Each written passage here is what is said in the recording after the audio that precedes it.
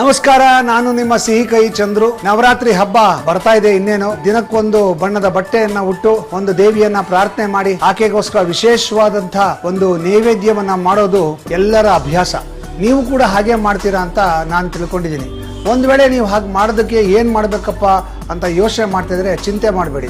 ನಾನು ನವರಾತ್ರಿ ಟೈಮಲ್ಲಿ ಪ್ರತಿನಿತ್ಯ ಯಾವ ಕಲರ್ ಬಟ್ಟೆ ಉಡಬೇಕು ಮತ್ತು ಯಾವ ನೈವೇದ್ಯ ಮಾಡಬೇಕು, ಯಾವ ದೇವಿಯನ್ನ ಪೂಜೆ ಮಾಡಬೇಕು ಅನ್ನೋ ಮಾಹಿತಿ ನಿಮಗೆ ಕೊಡ್ತಾ ಆ ನೈವೇದ್ಯವನ್ನ ಮಾಡೋದನ್ನ ತೋರಿಸ್ತೀನಿ ನಮ್ಮ ಶ್ರೀಕೃಷ್ಣ ಹಳ್ಳಿತುಪ್ಪ ಅರ್ಪಿಸುವ ಸ್ವೀಟು ಖಾರ ಕಾಫಿ ಕಾರ್ಯಕ್ರಮದಲ್ಲಿ. ಸೊ ನೀವೆಲ್ಲ ತಪ್ಪದೆ ನಮ್ಮ ಸ್ವೀಟು ಖಾರ ಕಾಫಿ ಕಾರ್ಯಕ್ರಮವನ್ನು ನೋಡಿ ಸಿಹಿ ಕೈ ಚಂದ್ರು ಚಾನಲ್ನ ಸಬ್ಸ್ಕ್ರೈಬ್ ಮಾಡಿ. ಮತ್ತೆ ನೀವು ಈ ನವರಾತ್ರಿ ಹಬ್ಬದಲ್ಲಿ ಮಾಡುವ ಅಡಿಗೆಯ ರೆಸಿಪಿಗಳಿದ್ರೆ ಆ ರೆಸಿಪಿಯನ್ನು ನಮಗೆ ಕಳಿಸಿ.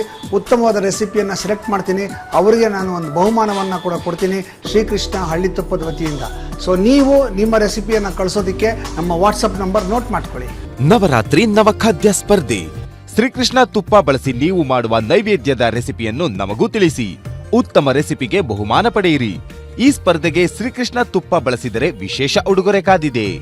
ಕೂಡಲೇ ನೋಂದಾಯಿಸಿಕೊಳ್ಳಿ.